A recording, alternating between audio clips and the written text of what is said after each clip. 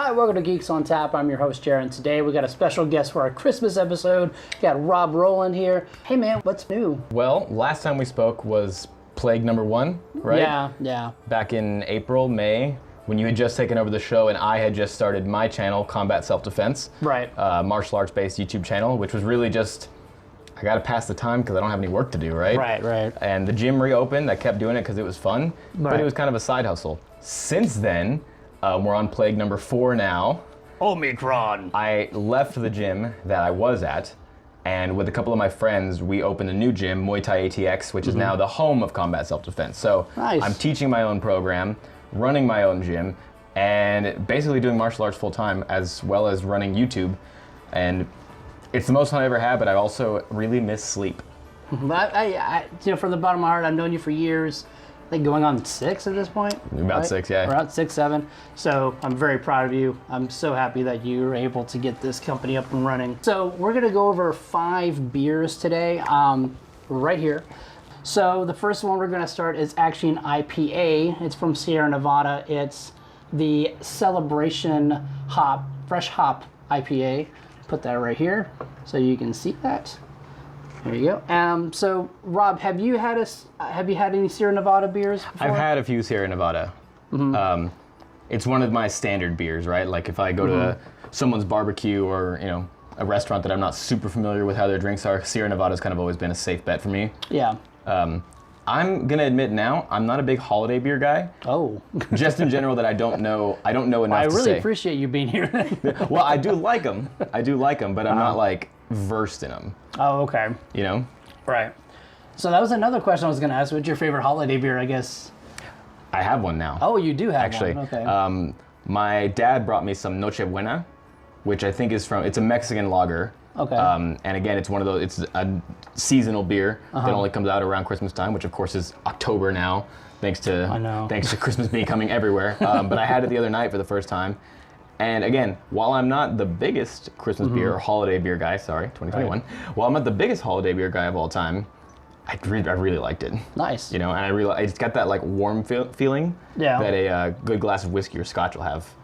So it's a little heavier. It's a little heavier, yeah. Okay. I would say my favorite, I'm gonna go a little basic, it's gonna be actually Shiner Cheer.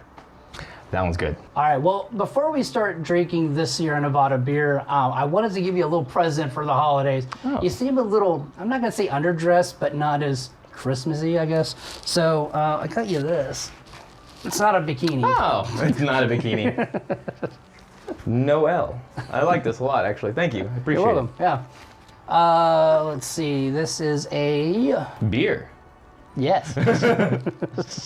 You may have thought it was apple juice. It's not. Damn it.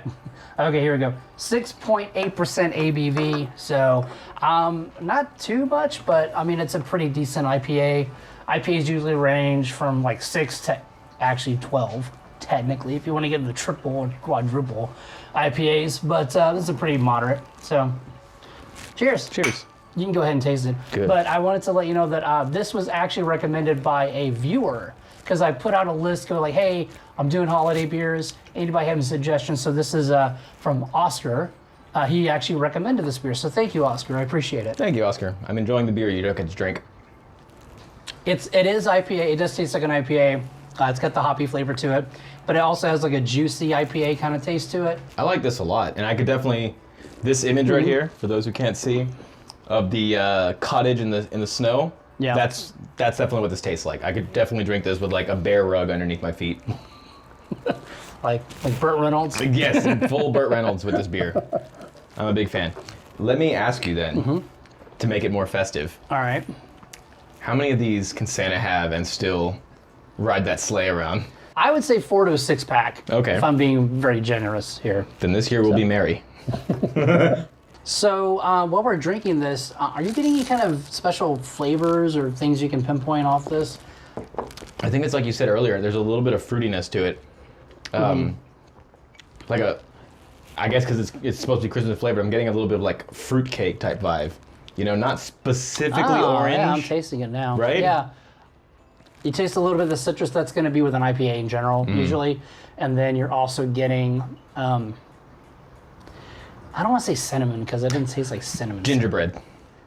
I'm getting a little bit gingerbread. Well, that kind of leads into the next beer we're going to talk about soon. But yeah, so a little bit of gingerbread. I mean, mostly it's an IPA. You could drink that. Actually, you could probably drink this outside of season, and it'd be perfectly okay. It's like it feels like I pick up any day of the year and be fine. You know, this is a very nice beer, but we're going to go to the next beer. Actually, speaking of gingerbread, this one is called Snapped, Gingerbread Snapped from Wild Acre Brewing Company out of Fort Worth, Texas, actually. So from my stomping grounds. And it's a strong ale. So obviously, so it lifts. Gingerbread. Huh? It lifts. It lifts. I need to go to your gym. I can't do this. Yeah, I know. That was a struggle to open a can. That was weak. Oh, that's good. Yeah. That's definitely cinnamon, obviously gingerbread. I'm still trying to process it, actually. There's no kick to it. There's no it's not spicy in the way ginger can be. Yeah. Right. But it's got definitely it's got more of a scent than a taste, really. Yeah. I really like this beer. Obviously, it's probably nutmeg and cinnamon, and maybe a little bit of ginger, but not too much. That's and I actually so a little bit on when I pick my beers, I tend to go by the label. So the label is amazing. It really catches your eye. So can you remember your favorite Christmas family tradition? Do you want the Hallmark movie tradition? I do. Or the one that's funnier? Hallmark movie moment. You said funny, so that's okay. I'll go with the funny one. Okay. So I love my brother. What I'm about to say might imply that I don't. Okay. I love my brother. My family loves my brother. Everybody loves him. Yeah. We do tend to kind of beat him up every year. He's kind of a troll, and he likes to say things that are inflammatory to us, and he thinks he's not going to get his ass beat. So every year, the siblings, or anybody who's in the house really, when he says something that's just egregious enough, someone will grab him by the arms. I'll normally proceed to go and take out his legs from under him, and then we'll just beat him senseless. It's all in good fun. He's never gotten too mad about it, and there's no bruising, but it does happen. He's never been able to talk afterwards. He's never been able to talk. When he comes out of the coma, he's okay. But it does happen almost every year. And at this point, it used to be that my mom would get very mad at us. Right. And be like, leave your brother alone. He didn't do anything wrong. Now she's paid attention to what he says before the beatings happen. Oh. And she's kind of just like, listen, if I didn't see it, I can't stop you guys. So that's the fun tradition, right? Oh, okay. That's been, and it has never been a formal tradition, but we realized a couple years ago, hey, do you notice that Michael gets beat up a lot around Christmas time? It's never anybody else but him. Right. So that's our fun tradition. The Hallmark tradition, I think, is Kenny G, What a Wonderful World saxophone cover that we all just kind of when it comes on the Spotify playlist, everyone kind of just stops talking. Right. And we just kind of sit around and look at the tree and just enjoy the song. This is normally pre-beating, so there's no rage in the air. So kind of just sitting in silence, listening to music and drinking a beer is just one of the ways that we found that connects us, and it's one of my favorite traditions. Yeah. I remember being a kid, not yet old enough to drink beer, but doing that while we had on the I don't remember what channel playing, talking about the Santa tracker. Oh yeah. So we could just watch where Santa was. And as a kid, I thought that was the best thing ever. As an adult, I'm like, I don't think I know how to track that guy properly. Right. He never shows up while I'm awake. What about you? Well, for me, it's actually kind of sentimental. So we would always have Christmas at my grandmother's house, and she was a big Elvis fan. She loved Elvis. So God, I'm gonna get emotional. Every Christmas, she would put on Elvis Christmas album. Every year. So when that was one of the, I collect records, so that was one of the records I had to have. So that was a big thing for me. So that every time I hear that record, I just think of my grandmother and all the times we had at her place, during Christmas and exchanging gifts, and it just brings back memories. Sorry. That's what I think a lot of people, especially as we get into our 20s, into our 30s, 40s. Into our 40s, people become cynical about Christmas, right? We all kind of grow into the Grinch. Yeah. But I think it's because there's a transition of roles that has to happen, right? That kind of takes the magic out of it. Right. When you're a kid, you get to just enjoy Christmas or the holidays, right? It doesn't matter if it's Christmas, whatever your holiday is. As a kid, you just get to enjoy it because your parents or your loved ones are doing it for you. Right. As you go through into adulthood, you've got to carry that tradition yourself. Yeah. And it becomes like, that's a lot of work. You know, I have to do all these things so that somebody else can enjoy the holiday. And it sucks when people don't realize like that was done out of love. It's not an obligation. Like, you don't have to do those things. You do it because you love that person and you want to give them magic, right? Right. So I think we look back at our Christmas traditions now as adults because we realize there was so much love in those moments, right? And the people that realize like now it's my turn to give that to somebody. Right. Those are the people that still enjoy the holidays, even if it's stressful as hell, even if you don't like most of your relatives most of the time. Like there's still that moment where you're like, I want them to be happy, and I want to give someone else the magic of Christmas that I had, because now we get to enjoy it a different way. I think that's why we get sentimental about things like that, because it's the safest time you're ever gonna feel. Nicely said. Cheers. Cheers. This beer is 8.0% ABV. Most of your holiday beers are going to be porters or stouts or winter warmers, which is one of the beers we're going to actually feature. So those are a little bit higher. They're usually about 7 to like 12. It is darker than a normal ale, so it has a little bit more of that malty flavor to it than a regular ale. Because we're based out of Texas, where it doesn't get super cold, especially in Central Texas, it never snows. Do you think these people being based out of Fort Worth, Texas, made a choice to not make it too malty? Because in general, you want to make a heavier beer or a higher ABV beer because you're going to be stuck inside where it's snowing. You're not going anywhere. Right. Whereas like with us, it's like, it's probably going to be like in the 70s on Christmas. So it's like, it's not as beneficial to have that super high alcohol content because you're going to be going somewhere. Right. Or you're going to be moving around more. I would assume that it's not intentional, but I think that it's because they wanted to make it more accessible. A lot of people don't like stouts and porters. They're pretty heavy, to be honest. So that's probably why they kind of went with this. All right, so Rob, we're gonna go on to the next beer. This one is Acre Brewery's Christmas Ale, and this has been around since 1896. Where's it based out of? They're based out of San Francisco, California. So, and this one, they do one every year. This one is the 2021 edition, so this is the newest one. So we actually, funny enough, little backstory, we featured this beer on a Christmas episode of a podcast that I used to do called The Drunken Animals. Actually, Isaac was on that episode because we just started filming Geeks on Tap when he was on. I think it was before you even came on board. Yeah, I jumped on board for Geeks on Tap as a producer, I think when you had just stopped doing Drunken Animals. I think you did like one episode after I jumped on and that was it. Yeah. I ruined it. Look at that. Oh my God. Big chocolate. Yeah, it's like chocolate right there. That's a thick daddy. So what would you be your favorite, not Christmas beer, but just favorite dark beer in general? I think I like Sweep the Leg. The peanut butter stout. Yeah. I'm a big peanut butter guy, period. Yeah. So from Infamous Brewery, one of the episodes we actually shot. Yeah. So, yeah.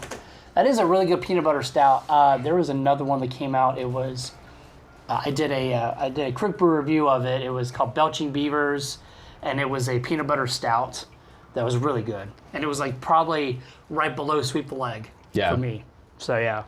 Milk stout's pretty good too. I like a lot of coffee porters too. Mm-hmm. Those are honestly, I'm starting to learn to like them all. But I think Sweep the Leg. I'm a big peanut butter guy. Yeah. Like I just love the mouthfeel of a peanut butter stout. Well, also because of the theme. So. Also the theme, right? Like it's Cobra Kai. What am I supposed to do? All right, so let's try this out. A Festivus for the rest of us.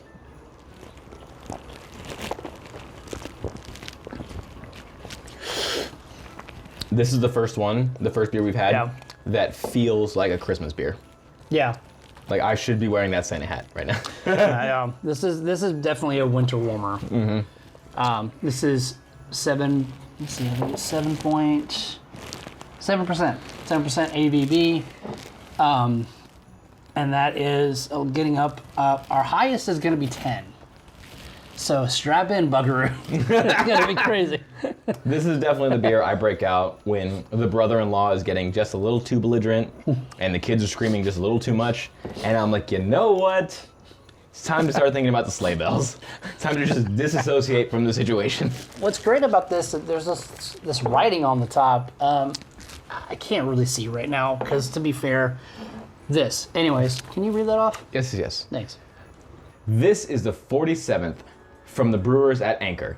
This ale, made with natural flavors, features a new recipe and tree every year, but the intent with which we offer it is the same. Joy and celebration of the newness of life. Trees symbolize the winter solstice, when the earth, with its seasons, appears born anew. The natural beauty of the California high desert is epitomized by the western Joshua tree. Threatened primarily by the climate change, it is a candidate for protection under the California Endangered Species Act. That was not as poetic as I thought it was going to be. For all the effort it took me to read that, that is not poetic. Fair enough. I thought it would be like, God bless us, everyone. Cheers, man. Cheers. As we finish up this beer, I wanted to ask you, what would you say was your favorite Christmas present ever? Whew. All right, so 1991, it was the Sega Genesis. Oh. Was that your first console? No, my first one was actually Atari. Okay. I'm that old, okay? That's probably your first. No. Super Nintendo? Super Nintendo was there mine. There you go, yeah. So my family had like a sharp divide where my house did all the Nintendos. So we had Super Nintendo, N64, GameCube, I guess we had the NES too. Whereas my cousin's family had the Genesis, the Saturn, the Dreamcast. The Dreamcast, yeah. They like wow. I don't know who made that rule up, but if we could not buy a Sega and they couldn't buy a Nintendo. So I guess it was like when we would go over to each other's houses, we could play different games. And now as an adult, one of my like dreams is to buy myself a Sega Genesis because I never owned one before. Nice. I don't want the Sega Mini. Don't offer me that. I want the original thing. I can't wait for the Ken Burns documentary about your family. There's a lot of arbitrary rules in my family, okay? You mentioned the Super Nintendo. Was that your favorite gift? The Super Nintendo was not a gift for me. It was for my brother, which I got residually, right? I was the younger brother. I was the baby. Right. So I got to play it. Right. I think I remember my favorite gift. Okay. My favorite gift was when I was 11 years old, or 12 years old. I had just wrapped up 6th grade. Mm-hmm. And that was the first time the replica Star Wars lightsabers came out. Like when they weren't just pieces of plastic, right? When it like looked like a lightsaber. Yeah. And I was a big Star Wars guy. Yeah. So I wanted Darth Vader's lightsaber. Right. I wanted his straight up replica lightsaber. And my mom told me if I can get straight A's all through 6th grade, she will get this $150 behemoth for me. Wow. So I got straight A's all year. Did not get anything below a 95. And I like remember dramatically slapping down my final report card in front of my mom, being like, "This Christmas is what I want," and her face being like, "God damn it!" It was a jape. And so I remember seeing just this, meter-long wrapped piece of cardboard under the Christmas tree and being like, every time I looked at my mom that Christmas season, I was like, "Don't ever play me. I will win." And sure enough, Christmas Day came, and I was like, "Oh my God, a Darth Vader lightsaber!" And I still have it to this day. Now, where I got shafted was that back in the day, you could only look at it. You couldn't spar with it. You couldn't swing it around. Right. You could just hold it and kind of just play with it, and it would make the noises. But it was so fragile that it would break. Glass, right? It was like that, like plastic, glass. Plasticky kind of glass. Nowadays, they have ones for like $80 that you can spin around and hit people with, and it looks realistic. So I'm like, I could have held out for a couple more years, I think. But the joy of knowing that my mom didn't plan on having to give me that gift, and then had to eat her words, and then actually like felt good seeing me open it. Yeah. And also having a lightsaber at the end of it, like that's always gonna be one of my favorite memories. That was my favorite gift ever. Nice. Just because the adventure it took to get it. Pick one. Tell me when. Stop it. Damn it. I mean this one. Yeah, that one. All right, cool. Here you go. This isn't predetermined at all. So this is a beer after my own heart because I'm a big bourbon guy. But this right here is where I get a little scared. It's also a peppermint beer. When I think of bourbon, I don't think of peppermint. So it is a Christmas beer. I understand it. Yeah. I'm afraid of it. Ah. But I'm willing to try it. They do a lot of great variations. Like this isn't the only one they have. Peppermint. This smells like straight up peppermint. It smells like straight up peppermint. Like, I could. Oh wow. I could rub this on my neck as like a cologne. It smells like peppermint. This is amazing. Oh, that's a candy cane. Yeah. That's a candy cane. Oh, I like that a lot. I mean, this would not be my go-to beer. Yeah. But I like that a lot. That's a good taste. And it doesn't like you get a lot of the peppermint off the top, but there's like a subtle like chocolate undertone that I'm getting too. So it's not all candy cane. You know what it is? What? Mint chocolate chip. There we go. And you love mint chocolate chip. I love mint chocolate chip. That's why I'm like, this is good. Yeah, this is really good. Okay. Yeah. Color me wrong, because this is actually surprisingly good. I'm glad I was able to surprise you. What I might, and I understand it's bourbon barrel. Yep. I'm not necessarily getting bourbon out of this though. Well, I think the peppermint overpowers it. Right, yeah. To be honest. Anything that's there is like gone. So this is the only variation they have. They have cream soda, they have vanilla, they have a lot of different variations, which is great because obviously they have the standard, bourbon barrel ale as well. So this is a porter specifically, but they have an ale version. So it's not as heavy or dark. And this is 8.2% ABV, and they're out of Lexington, Kentucky, actually. So, which is fortunate because Kentucky is maybe bourbon. Is the bourbon capital, bourbon right? capital, yeah. Like I know Texas is trying to become the new bourbon central, or at least the new whiskey central, I should say. Which like whiskey, okay. I have faith in you, Texas, but Kentucky has the history. They kind of have the market cornered, right? Yeah. And they might have the bourbon barreled beer down because I like this peppermint beer a lot. Yeah. So one thing I like about it, it's so if you love light beers, this is a great like introduction to kind of like a porter. But I kind of wish there was a little bit more because it would be a little more Christmassy. But I do like feel like a little pecan in the back as well. I can see that. Yeah. It's got overall, you know what? This is what I imagine drinking a Christmas wreath would taste like. It's got kind of all the things, it's got a little bit of a... Does it have pine? A little bit of pine. It tastes a little nuttiness with the pecan. And again, like candy cane, right? Like this is what I imagine a wreath should taste like. This is a dessert beer, for sure. Right. I'm not eating this... Pecan pie? Right, pecan pie. Yeah. I'm not drinking this while I'm having like my Christmas ham. Or even the appetizers, but like afterwards when they brought out like the coffee cake or the pecan pie, that's when I'm having this, right? Oh yeah, definitely. Bring a 6-pack to these to your family gatherings. Yeah, if they're cool, they'll love it. If they drink. All right, so we're almost down to our last beer, but I did want to talk about a little bit more about Christmas memories. So I would say like my favorite Christmas song is Carol of the Bells, actually, because it has like a dark undertone. It's like a song that would be in a Tim Burton movie. I could see that. Yeah. So what would be your favorite Christmas song if you had to choose one? Ooh, Christmas song. Yeah. I really like, I think Carol of the Bells is high up there. Yeah. Okay. Do I want to stir up some controversy? A little bit. I love the sound of Baby It's Cold Outside. Ah. I think that's... Well, you have two versions to pick from now. Exactly. I think the sound of the song is one of the most beautiful things that I've ever heard in my life. I think the song itself, I can see how people find it problematic. Right. I can see where people are coming from. There's two different interpretations. Right. I will say that. Two different interpretations. I will say if you don't understand the context of when that song came out, it's a little offensive, right?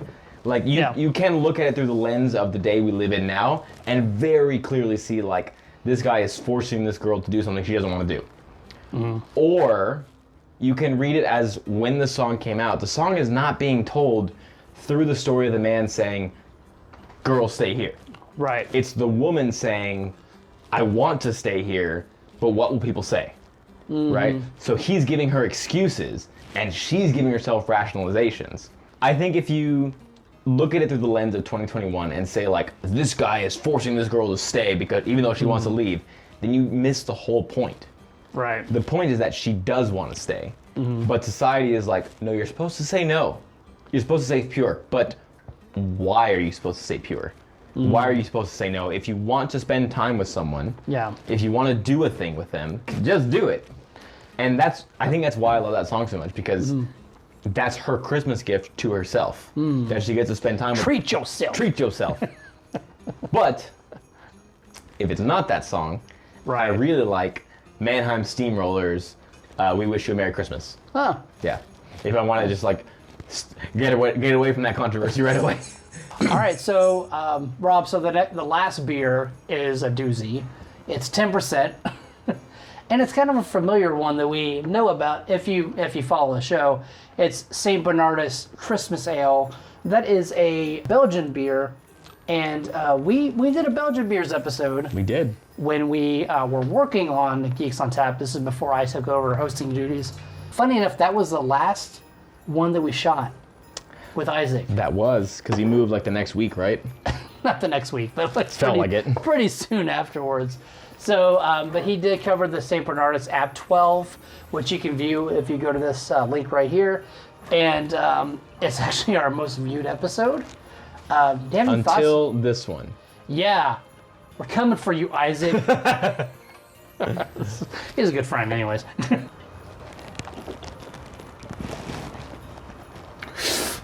Hi. Yeah. Wow. That's a the last one. That's a 10% beer right there. Yeah. Coming off the peppermint beer, it's definitely a different flavor. This is more of like the booze than this one does. Than this one does actually. And that's a bourbon barrel. So there you go. So we kind of talked about favorite Christmas tradition, favorite Christmas song. Now I want to talk about favorite Christmas memory. Now, did you have one already, or did you already talk about it? The transition between being the kid enjoying Christmas to the adult putting on Christmas can be rough for a lot of people. I got lucky in that I have nieces now that I get to do Christmas for. I think wrapping their presents and then putting them under the tree for them and having them see like what is in this box, or what could it possibly be, and then like pulling them aside and being like, hey, like I'm the cool uncle. Yeah, you can have one present each tonight. Just don't tell anybody, Just letting them pick one and be like, just don't tell anybody. Yeah. I think that's one of my favorite memories because getting to see a kid open a present early is one of the most satisfying things you can do, right? Like, I know what's in that box, kid. It's a $20 present, but for you, getting to do a thing that's naughty, right? That you're not supposed to do. Right. And then getting it early, like the excitement in their eyes. I think I do that every single year. I probably didn't do it last year because just 2020 happened, right? Yeah. But at least since my nieces have been able to talk and like recognize what I'm saying to them, I have at least let them open a present before Christmas every year.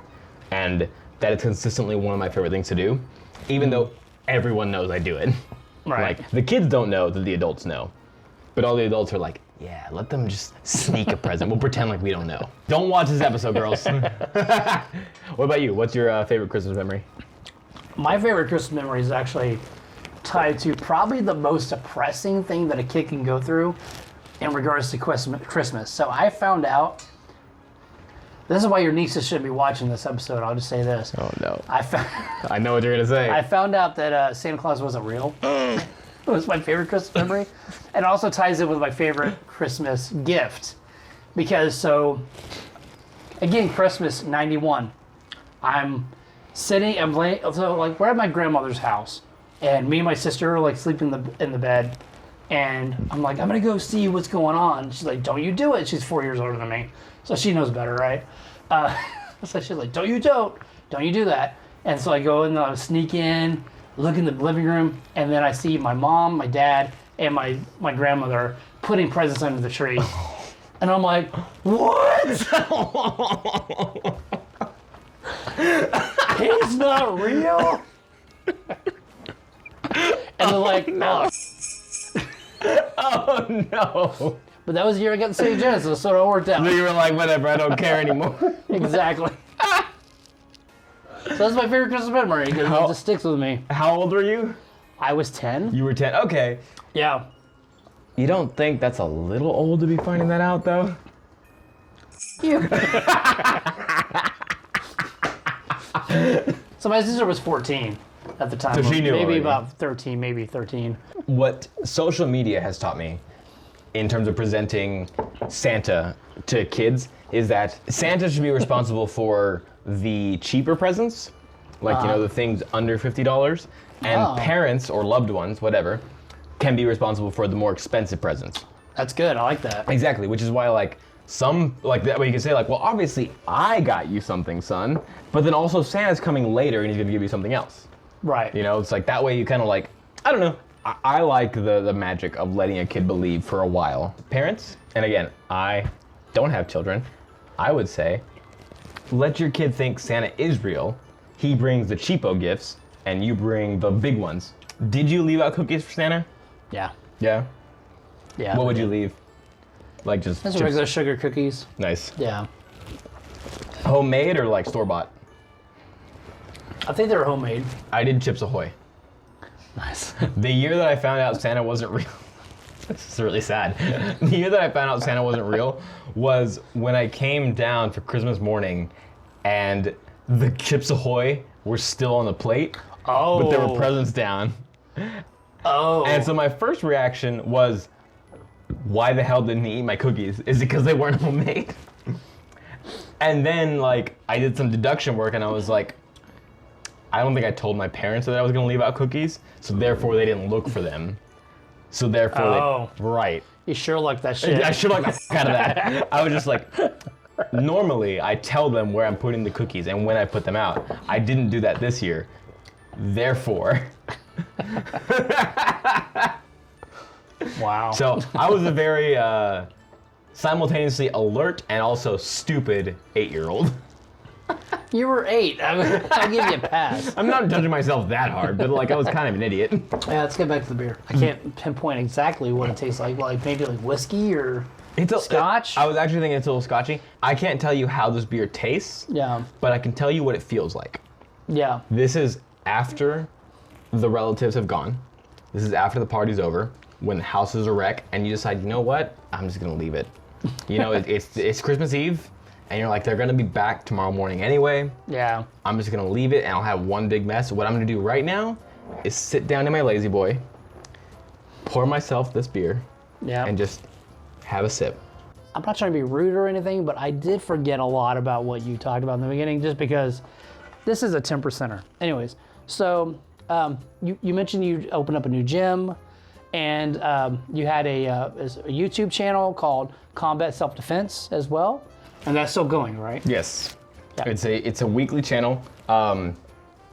My goal with Combat Self-Defense is to address the gap between martial arts and self-defense.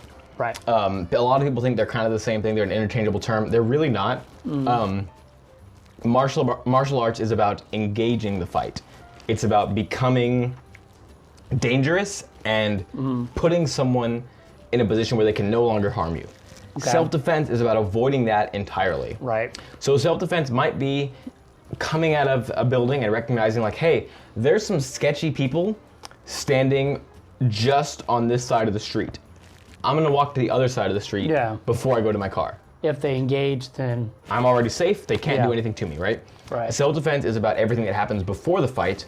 Martial arts is about the fight. I'm really big on addressing that gap and recognizing that it's not as big of a gap as a lot of people think it is, but it does exist, right? Like, you have to train like a fighter, but you don't necessarily have to be a fighter, if that makes sense. Right. So that's combat self-defense in a nutshell, right? Like, it's tough on YouTube because you do have to be engaging, but like I do want to teach people that. And then I have Muay Thai ATX, which is the gym I just opened, that hosts the classes for combat self-defense. So I do in-person classes now. And that's a mixture of boxing, of karate, of judo, of wrestling, and of Muay Thai, just so that people can actually develop the skills that I'm talking about, right? It's not just a thing you watch, honestly, not just a thing you watch while you're taking a shit. It's also a thing that you can actually practice, because as much as I love talking about martial arts and talking about the philosophy of training, like, at the end of the day, you got to do it. Right. It's more important that you actually do it than you just talk about it. So, Combat Self-Defense is the YouTube channel. Yeah. Muay Thai ATX is my gym here in Austin, Texas. If you're looking for in-person training, look me up. If you're looking for something online, some way to engage with me, look up Combat Self-Defense on YouTube or email me at robcombatsd@gmail.com. In an honest way, I wouldn't be where I am right now with Combat Self-Defense if you hadn't pushed me to work on Geeks on Tap. Really? If I didn't spend hours and hours working on producing this show, I wouldn't have had the confidence to just say, I can do it myself in terms of producing a show. I can film myself and edit myself because I've done it for thousands of hours for other people. You know, like that was on the job training. Yeah. So in a real way, Combat Self-Defense doesn't happen without Geeks on Tap. So I know our glasses are empty, but to that, I'm gonna say cheers. Thank you. Wow, that's getting a little misty-eyed here. Merry Christmas. Merry Christmas, man. You can always follow us to social media, Geeks on Tap Show. If you like this video, we have tons of other videos that you can watch. Our previous Christmas episode as well. Plus, I have some quick brew reviews of some of the beers that I couldn't put on this list because there's so many. And you can always check out the episodes that me and Rob worked on previously with Isaac. Just enjoy the holiday season, guys. If we're having a beer or two as we get into the end of the year, that's fine. Enjoy yourselves. Thank you guys for watching. It would mean a lot if you decided to blast this on the family TV. Otherwise, this has been Rob from Combat Self-Defense and Jaret from Geeks on Tap. Wishing you Merry Christmas, Happy Kwanzaa, Happy Hanukkah, Happy Festivus. What other holidays are there? I think you covered all of them. Whatever your holiday is, enjoy yourselves, guys. Be safe, and we'll see you next time. And until next time, your next beer is on us. Cheers. It's empty. Empty.